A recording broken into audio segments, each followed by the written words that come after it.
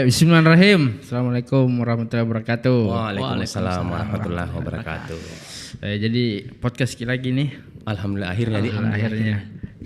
Podcast perdana di 2024. Iya 2024. Tapi kayaknya Saya juga kayaknya perdana deh hadir di sini. iya. Kalau kemarin kan pakai kayak namanya apa bapak-bapak bacot tuh. Karena sekarang Alif lagi sibuk kayaknya tuh, sama digantikan sama yang belum jadi bapak-bapak. Iya. Tapi sudah bisa kan Kak jadi bapak-bapak? Iya. Sudah. Karena Oh iya. Oh, Beda. beda. Apa pembahasan ini? ini tentang ya masih seputar tentang pekerja kreatif sama Pekerja kreatif. Iya yang kayak kita tuh yang mungkin berusaha untuk bantu teman-teman UKM dengan konten mungkin atau dengan jasa yang kita jual Betul. dan yang misalnya kayak gitu. Nah kalau bicara juga tentang pekerja kreatif kan bukan cuman kayak kita kan bertiga ini orang marketing semua tuh. Iya. Semuanya tim penyerang Kak. Iya, tim penyerang. Kalau di bisnis itu tim penyerang. Bukan jadi pekerja kreatif yang dimaksud di sini bukan cuman kita orang-orang marketer, digital marketer, tapi juga teman-teman yang lain di kreatif terutama kayak teman-teman yang editing, bikin konten dan misalnya kayak gitu. Nah, yang mau Ki bahas tadi ini di brief dadakan tentang bagaimana kita ini bisa Ki membantu teman-teman UKM terutama UKM tak di Makassar tuh. Karena banyak pemainnya, banyak pelaku UKM, terus sedikit Ki digital marketer dan pekerja yang lainnya. Kalau saya sih menurutku bukan sedikit, ada cuman ndak muncul Ki. Kayak gitu Ki. Ndak muncul Ki karena ya itu tadi yang kita bilang mungkin mereka masih insecure kan untuk bikin konten, bangun personal brand dan semisalnya. Iya sih. Saya juga sebenarnya masih takut sebenarnya muncul ke dunia maya ini per sosial media dan segala macam masih takut.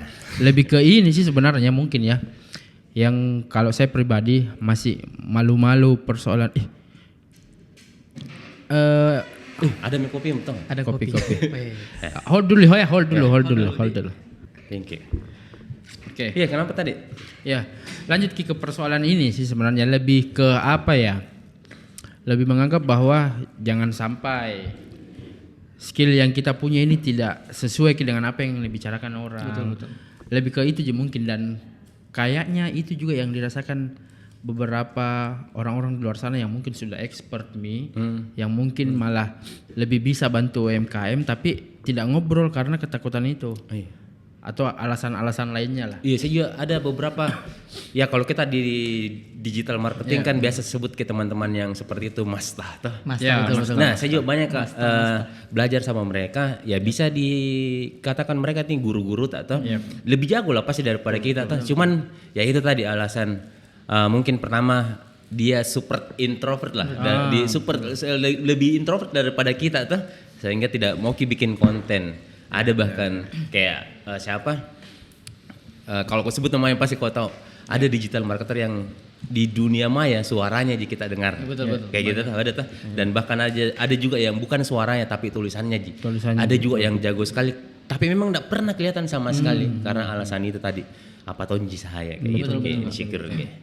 Nah, kalau Farid kayak bagaimana kau lihat fenomena kayak gitu? Kalau saya sih kayak gini Kak.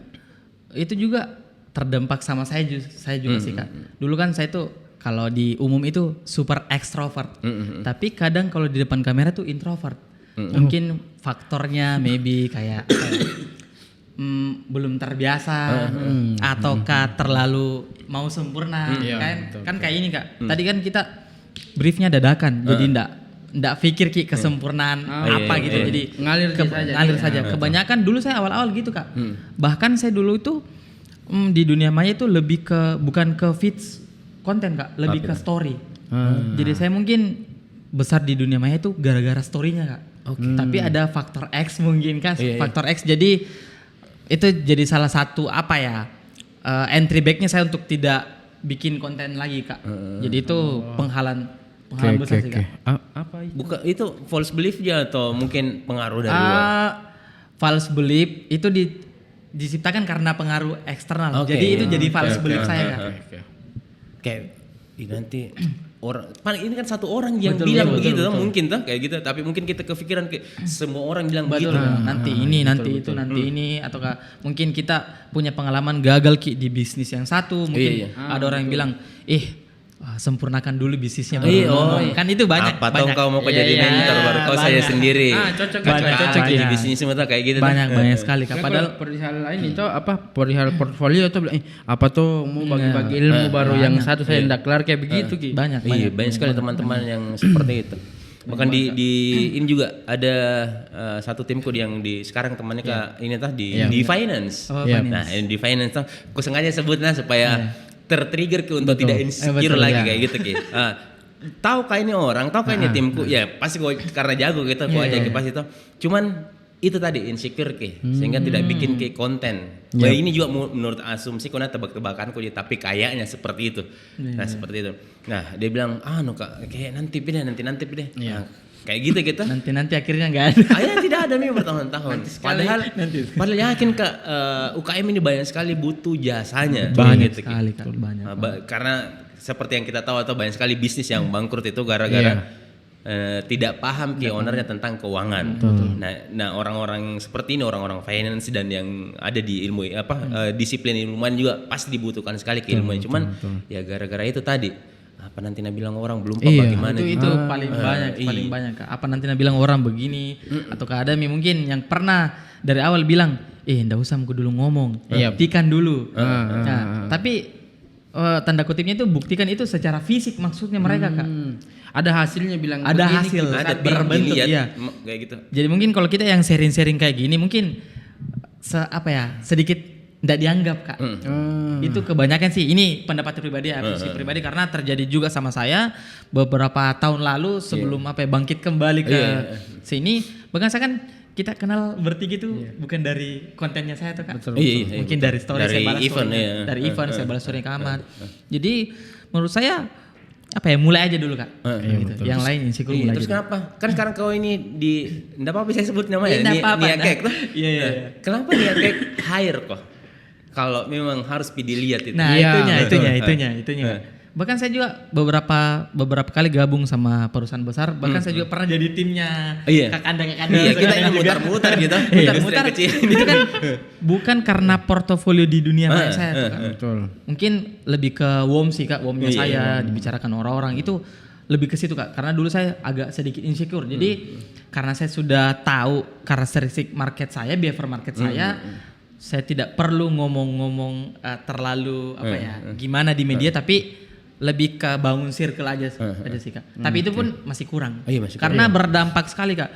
Dulu waktu saya lebih aktif itu alhamdulillah cuannya banyak. Ngefek gitu. Ngefek banget Kak, ngefek. Yang kutangkap kayak gini kembali kayak Fadli juga kan sekarang mungkin anggaplah. Ya kita bertiga ini tidak ada kelihatan, saya mungkin kodong yang beberapa kali Kak juga gagal.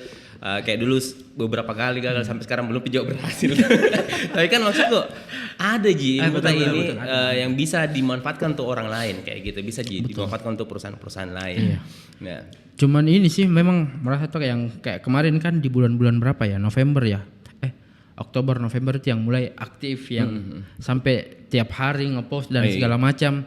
Alhamdulillah tersusun semuanya terencana. Tapi pas di awal-awal November langsung kehilang. Iya kenapa? Dan tidak pernah lagi ngepost. Sebenarnya masalah ini sih yang kalau saya pribadi yang kusadari adalah yang persoalan malu-malu itu agak mulai ke samping nih. Karena mikir Kak bahwa ini kan sosial media ada untuk dimanfaatkan. Betul. Bukan untuk dilihat-lihat. Sementara kita ini orang-orang yang memang di dunia marketing harusnya lebih tahu bagaimana caranya manfaatkan sosial media. Lebih pede lagi. Cuman saya kadang begini juga biasa kendalanya. ChatGPT ada, cuman bagaimana nih? Karena mungkin tidak ada basic di dunia dunia fotografi dan segala macam. Jadi kadang untuk visualisasikan gitu ide sebenarnya juga. Betul. Kadang jadi misalnya ada mini ide tuh, keren mini ide dari siapa? ChatGPT atau Bard misalnya. jadi minus semua ide konten. Tapi bagaimana mau divisualisasikan ini? Bagaimana kalau tampil di kamera dan segala macam? Dan akhirnya tidak jadi. Masih tunggu kok dulu jago ini baru bikin konten. Nah itu banyak yang tunggu jago dulu, tunggu yang expert dulu bicaranya baru berani bikin konten. Saya dulu kembali lagi super ekstrovert Kak. Tapi ketika di depan kamera enggak tahu kenapa harus kayak banyak sekali orang yang langsung nonton. Bahkan mungkin kalau di umum itu kita kurang tapi kalau di kamera karena terlalu terbrief. Banyak sekali Fadil waktu event aku lagi yang sama kawan. Iya kawan tualang tuh konten kreator bootcamp tuh. Dia pemandu senam. Pemandu senam tuh. Saking introvertnya tuh yang kubayangkan. Ada orang kayak begini nih. Kalau saya mungkin enggak dulu deh kayak gitu deh. Tapi dia lepas jadi. Iya lepas ya. Memang kalau depan umum lepas sekali tapi kalau depan kamera, mana itu? Saya kebalikan. Kayak enggak bisa kayak Farid di depan umum kayak hilangi malunya tuh kan. Putus miurang malunya. Putus kalau depan kamera begini lumayan kayak gitu. Iya makanya tadi malam tuh sempat kan nanya, Kak itu kalau misalnya kita bikin konten tuh kayak begini, itu kita atur visualnya ini kayak bagaimana gitu. Kayak bagus storytellingnya pas tersampaikan dan ternyata Kamat bilang ada memang yang namanya storyboard. Jadi mulai dari pertama datang misalnya ke kafe, misalnya kayak semalam, mulai dari awal masuk sampai ke poin-poin apa yang mau disampaikan di dalam situ. Cuman mungkin polanya lebih ke voice over. Jadi kalau menurut konten kayak gitu Kak. Dadakan tuh masih disempurnakan dengan voice over. Betul. Jadi sebenarnya kalau bilang bilang mau malu-malu sama orang, ini biarkan Tommy Kak apa? Bukan dia bayarkan ke kuota. Iya. Tapi kalau mungkin kita alhamdulillah sudah sampai enggak peduli setan sama orang-orang yang seperti itu. Cuman ini kadang kasihan lihat teman-teman yang baru juga mau jual jasanya tuh. Videographer atau content creator atau apapun itu yang semisalnya enggak jadi karena satu dari dirinya pasti dulu yang pertama tuh. Nanti apa dia bilang orang, padahal orang kan juga enggak bilang apa-apa enggak penting-penting banget di matanya orang tuh. Tapi memang juga ada orang-orang yang selalu kayak gitu kayak gitu saya kadang mikir kayak begini, orang-orang yang seperti itu tuh kadang lihat kayak misalkan kontenku kan agak kayak bagaimana gitu, agak sedikit pedis-pedis kayak begitu. Kadang mereka DM, itu kan pemikiran tak begini. Belum tentu seperti kontra ceritanya kayak begitu mereka pikir cara tak berpikir ini berbahaya untuk orang lain, terutama pengusaha kayak begitu gitu. Nah sementara mereka yang bilangnya kita juga seperti itu, enggak pikir gitu. Nah, karena buktinya ada teman-teman marketer dan pekerja kreatif lainnya yang tidak jadi mengembangkan diri gara-gara orang-orang yang seperti itu. Jadi sama-sama jika ini bacot ceritanya tuh. Dan kurasa aja bacot-bacot ini seandainya kita mungkin mindsetnya ini masing-masing growth. Betul. Sadar juga kalau ini sebenarnya kritikan yang harusnya membangun harusnya jangan sama-sama pesimis, insecure dan semisalnya kayak gitu. Cuman enggak tahu Makassar kayak begini nih.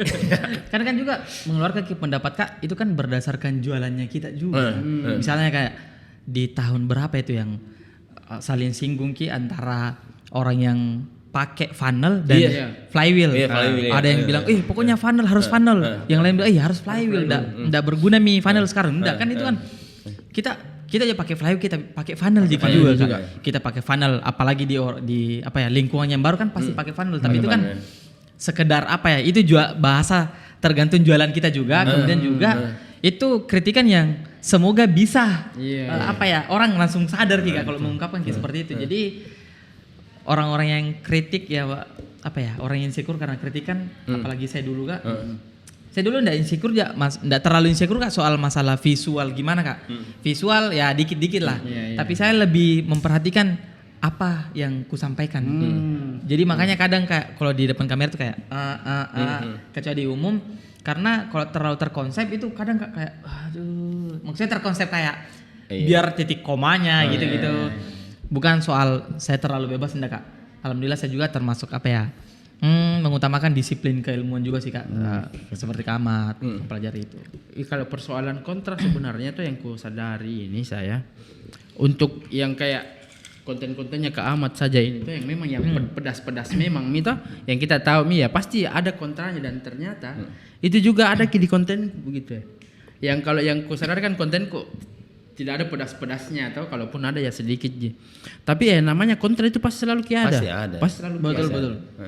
Pasti alami yang beberapa hari baru kalau lagi mulai konten ini, kenapa ada begini bilang, itu juga aku sadari bahwa yang namanya kontra pasti tetap ada. Karena perbedaan pikiran antara satu orang sama orang yang lain itu pasti ada. Pasti. Iya, tapi begini juga, kadang juga aneh tuh kok lihat kayak begini kayak misalkan saya kontenku yang kadang seakan-akan mensupport ini teman-teman karyawan untuk resign, kayak tapi gitu. dianggap negatif. Dianggap negatif sama business owner, kayak gitu. Betul. Tapi ketika saya support business owner, yang lain ini diam kayak gitu. Perasaan kemarin kayak gitu. dukung ki. Jadi yang salah-salah tadi memang ditunggu kayak gitu. Atau bilang, enggak semua orang bisa jadi business owner kan itu Iya, banyak. gitu. Ketika podcast tak kemarin tahun berapa itu Kak yang keluar podcast tak 2023 di? Itu kulihat semua mungkin komen atau ke orang-orang yang bicara di sekitar kayak bilang, tapi tidak semua orang harus jadi business owner. Iya, itu betul. salah tangkap jadinya Kak. Siapa juga mau kasih jadikan semua orang business owner? Bisa memang. Mana bisa tuh? Berapa persen di Indonesia berapa persen jika yang bisa? Mungkin nih geser kayak dulu ke situ. Tapi kayaknya juga seru juga. Karena kadang begini Ki.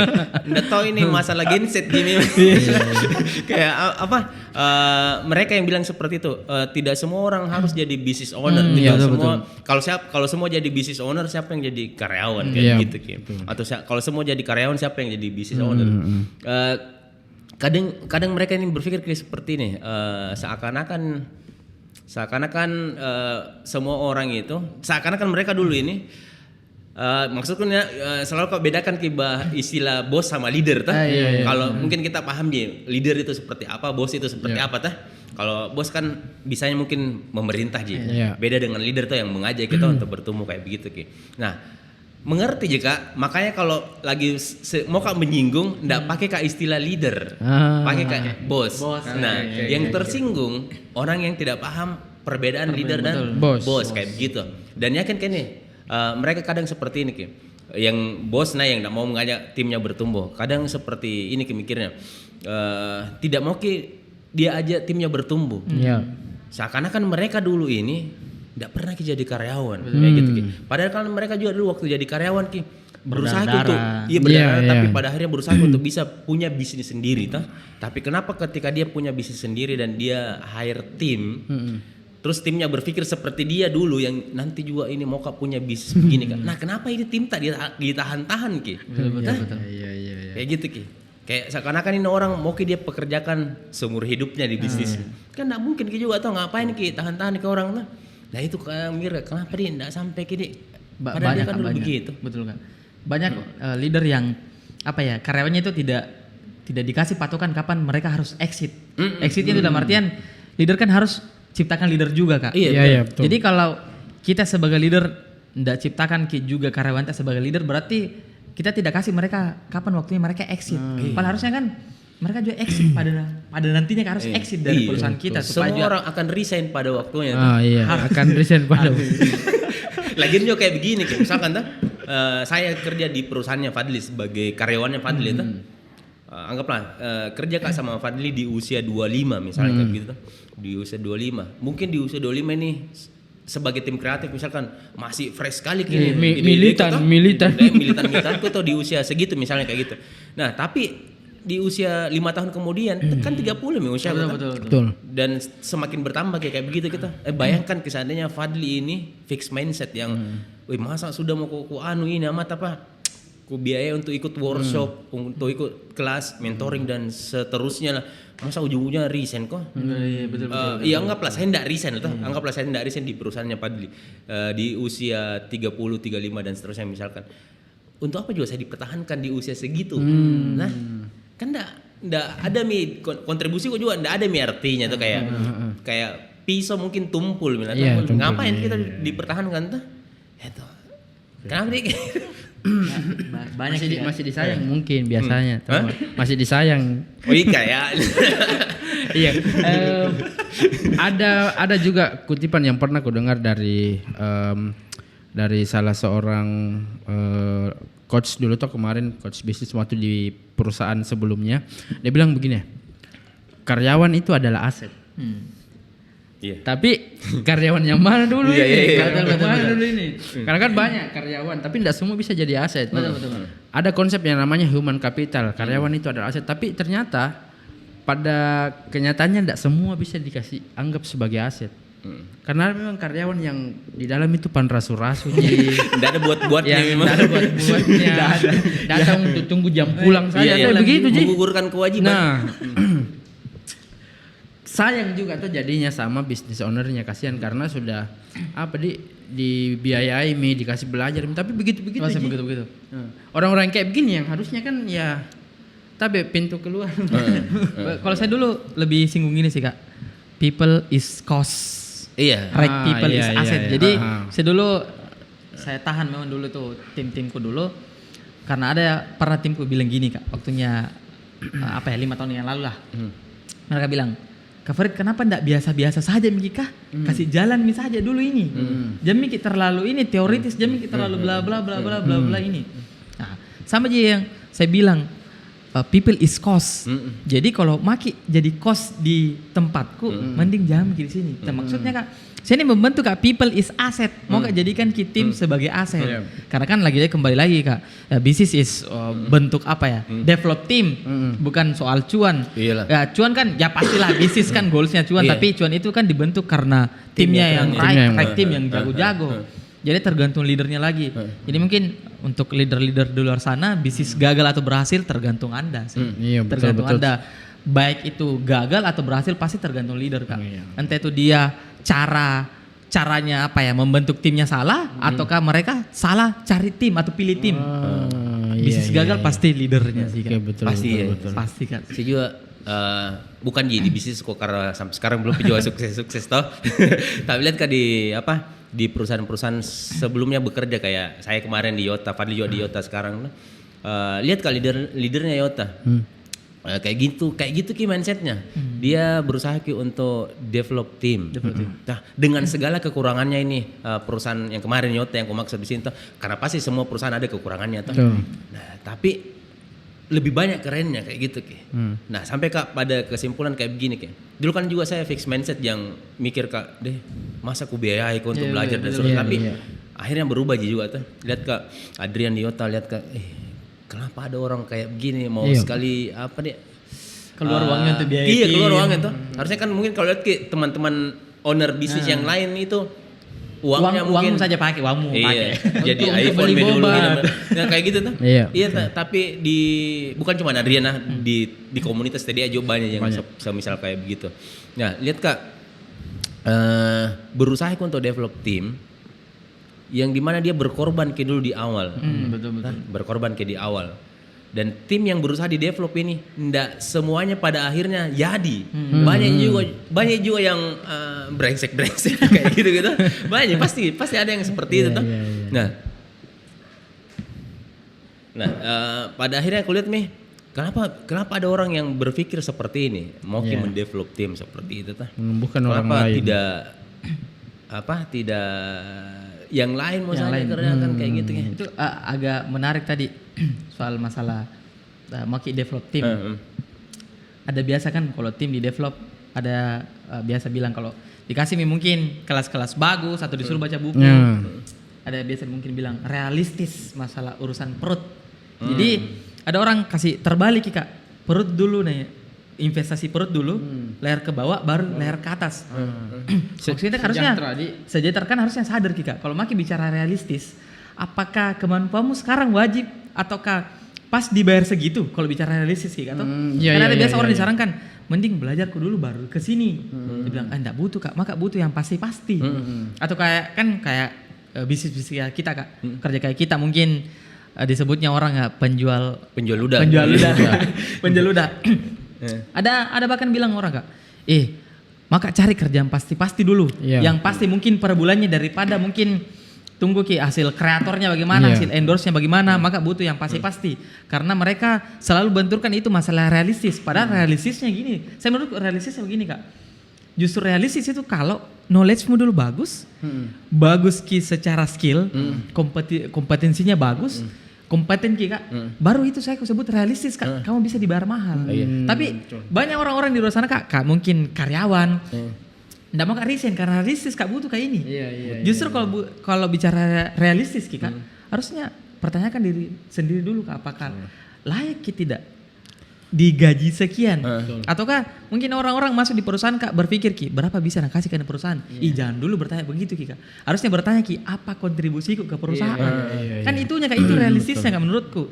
Jadi kalau ada biasa mungkin timku bertanya tentang masalah dunia kerjaan, mau cari kerjaan, saya kembalikan. Kalau kau jadi bos, baru ada karyawan kayak kau, mau kau gaji berapa Ki? Apakah kau terima? Nah di situ realistisnya Kak menurutku. Jadi kadang orang terlalu terlalu takut Ki untuk berbeda, takut sekali untuk berbeda, kayak apalagi kayak Kamat. Mungkin saya garis bawah tadi bilang Kamat tidak berhasil itu mungkin bisnisnya, padahal lebih baik itu lumayan berhasil banget Ki, lebih baik. Nah itu kan kadang orang ndak pandang itu sebagai unit bisnis Kak, karena hanya jual ludah. Tidak kelihatan tuh apa kelihatan dijualnya. Kak. Padahal itu aset yang intangible aset juga Kak, yang memang suatu saat nanti akan meledak jadi aset. Amin pastinya Kak. Tapi kan di sini kita juga kan gara-gara undangan beliau. Tapi kayaknya Kak, kalau centang biru kelihatan itu bagusnya. Tapi centang biru beli. Kan banyak sekarang. Betul. Kalau cinta biru mau Enggak, jadi dulu enggak penting jika. Saya mau Kak beli sih Kak supaya terpercaya. Iya, jadinya begitu persoalan jual lidah. Atau kadang orang, maksudku begini, apa ya? Mungkin kalau orang-orang yang paham tentang marketing paham bilang, oh iya, jualan kini Kamat. Dan memang apa yang jual ini produknya memang adalah jasa. Dan memang harus dijualnya kayak begitu. Masa iya beli beli ini jasaku bagus gini kayak begini. Enggak kayak begitu. Maksudku apa dia? Kalau semua orang menjualnya kayak begitu, bagaimana caranya? Ada unique selling positioningnya. Ataukah sorry saya potong Kak. Ataukah gini, saya punya teman berapa lama Miki Kak? Apa itu? Menekuni jual ludah. Jual ludah. Kalau lebih aktif, secara aktifnya Kak? Secara aktifnya itu yang berarti yang pertama kali Kak jualan kelas ini. Iya. 2014 kalau nggak salah. 2014. Di mana kok 2014? Nah, saya di mana? Masih mancing. Tapi itu juga kelas ini Ji. Kan kita introvert banget gitu. Iya, betul. Kelas online Ji yang memang suara Ji kelihatan sama screen record monitor. Oh, monitor. Kayak gitu. Nah, kan ada beberapa juga di luar sana, maybe mulai dari 2010 berbisnis yang unit bisnisnya sudah ada. Tapi pertanyaannya apakah dia pernah juga bicara kayak gini? Jadi maksudku Kak, ini kan kita jualan tak begini Mi. Mereka jualannya tidak bicara, jadi sama-sama di unit bisnis Kak. Jadi sama-sama kita mata uang itu dari berbicara, mereka mata uangnya dari fisik. Jadi ini apa ya? Salah satu fenomena itu juga saya ulang tadi Kak. Salah satu juga yang bikin tidak semangat ya bikin konten karena itu Kak. Tidak jadi dianggap, fans beliefku dulu. Padahal itu adalah eksternalku Kak. Tapi enggak dianggap jualan nih kok. Dianggap jualan. Ngapain bicara? Penuhi dulu supaya Tapi saya mikir kayak begini anggaplah kita kan sama-sama jualan ini sebenarnya cuman teman-teman yang bukan penjual ludah. Produknya kelihatan Ki. Anggaplah ini produk kelihatan Ki produknya kita produknya kan tidak kelihatan kita. Maka itu mungkin disebut penjual ludah kayak gitu. Nah, terus tidak dianggap Ki karena tidak kelihatan. Tapi kadang mereka kayak begini Ki. Anggaplah teman-teman yang pengusaha ini sebagian ketika mereka bikin bisnis baru kan minta kadang bantuan Om atau teman-teman kreatif yang lain bisakah bantu desain dulu ini mau Kak bikin bisnis ini kalau bantu dulu teman-teman bisa mungkin ditaruh nanti teks ini Kak kasih besar bantu bantu kayak gitu oke dibantu anggaplah saya misalkan desain bantu dulu buatkan logo desain kemasan dan lain sebagainya kayak gitu oke lah aku bantu karena teman di awal masih masuk akal kayak gitu Ki. Tapi 2-3 kali dan seterusnya kayaknya tidak masuk akal. Iya betul. Tapi itu terjadi. Banyak orang yang minta bantuan karena dia pikir Ki teman dikit pertama tuh Iya, sama iya. kayaknya tidak ada tidak capek Joko kalau bisa jadi Gampang apa cara Joko. Dikasih begini-begini. kayak gitu gitu. Nah, dianggap kayak seperti itu. Betul Kak. Tega kayak sama kita untuk seperti itu. Nah, pertanyaannya kalau kita ini misalkan yang dibantu tadi penjual roti misalnya tuh, kita minta dulu roti moy. Bantu-bantu. Toh, bantu anak-anak atau toh minta dulu roti mah. Mungkin dia kasih jatuh. Yang pertama. Toh. Ah. Kedua, ketiga dan seterusnya. Kalau minta ke pasti. Paling jatuh-jatuhnya diskon. Toh, Oh saya potong diskon segini tadi. diskon Iya, misalnya. Kayak bisnis ini pasti bisnis ini Ces, enggak bisa kok begitu. Betul. Tapi kalau dia minta sama kita enggak pernah dianggap bisnis karena itu tadi bantuan teh ini tidak terlihat fisiknya kayak gitu kayak. Harus pikirnya fisik baru. Kan dalam bukunya juga Start With Why Kak bilang di Simon Sinek. Saya enggak punya Kak bisnis tapi dipanggil Kak bicara di komunitas-komunitas pembisnis atau ke ruang publik yang bahas bisnis. Kan Simon Sinek hanya nulis buku Kak, tidak pernah punya bisnis tapi kan bukunya jadi bisnis. Penjual ludah juga Pak, berarti penjual ludah ji. Sama-sama. Garis bawah itu Simon Sinek penjual ludah juga dia. Yang pertama kali videonya terkenal di TED Talk. Itu kan pertama kali terkenal. Dia kan enggak punya unit bisnis yang bagaimana. Dia hanya tulis teori Golden Circle. Jadilah bukunya Start With Why. Jadi kan asal usulnya Simon Sinek situ. Jadi kalau orang bilang kita ini penjual ludah bukan pembisnis ya, coba dulu mention dulu Simon Sinek. Padahal dia beli bukunya itu. Pasti dia beli kan. Yang nonton ini pasti baca semua juga. Gitu. Tapi kayaknya satu kali jadi baca. Iya kayak begitu Ki. Jadi anggapan penjual ludah itu sebenarnya kenapa Kak? Kita ini kan jualan tuh cuman memang banyak bacotnya. Iya sih. Apa kan di kode kayak misalkan saya jualkan tumbler tuh. Enggak mungkin tidak ku posting secara rutin tuh. Nah, kalau kita jualan tak yang tidak kelihatan Ki. Iya. Motong Ki posting secara rutin pasti tuh. Berarti bacot Ki secara rutin. Bacot. Jual ludah secara rutin. Kan ada kalanya juga kita juga harus benturkan. Ya mungkin ada di luar sana yang tidak setuju kalau membenturkan secara fitur. Tapi kan ada kalanya tidak jadi masalah juga Kak, kalau membenturkan fitur dengan misalnya Kak Fadli dia bicara marketing secara flywheel tapi aku benturkan secara funnel. Kan tidak jadi masalah kan itu kan sama-sama jualan tak Kak. Sama-sama jualan. Punya segmen masing-masing. Tapi kadang itu menjadi konotasi negatif yang akhirnya bilang, dia menjual karena menjatuhkan lawan. Karena banyak sekali gitu apalagi guru kita mungkin tidak perlu sebut namanya yang pedis sekali mungkin kalau beliau bikin konten itu pasti pedis bahkan komentar negatif itu dia jadikan konten. Tapi hasilnya luar biasa. Itu juga tadi funnel sama flywheel padahal ini kan kita bertengkar di setting juga. Betul di setting juga mau jadi bagus sih. Singgungnya itu kan supaya sadarkan jika orang bahwa ada loh strategi kayak begini. Terserah mau pilih yang mana tuh funnel. Padahal sebenarnya bisa jadi maksimalkan dua-duanya. Kenapa tidak kalau dua? Flywheel juga pakai email marketing gitu. Pakai funnel tone juga. Funnel tone ujung-ujungnya ya customer journey juga Kak. Itu kan pakai funnel juga Kak. Nah, cuma itu yang dijadikan kayak itu tadi. Iya. Jadi apa sebenarnya kayak mutar-mutar tapi semoga bermanfaat ini untuk teman-teman karyawan dan business owner. Karena lagi-lagi kan ini tadi juga seperti katanya Kamat itu bukan by design ini ketemu ayo podcast. Bogo. Sampai tadi juga pas ke setting udah tahu mau bahas apa tuh. Penjual ludah, bantu UKM apa dan semisalnya. Jadi apa kesimpulannya ini podcast? Kesimpulannya ini kalau mau bangun bisnis berilmu dulu. Berilmu sebelum berbisnis. Iya. Saya juga sadari soal ketika kami bertiga membuat kelas yang insya Allah nanti juga saya sadari bahwa kelas apa spill dulu sih. Penjual ludah. Penjual ludah. Kelas apa? Kelas apa?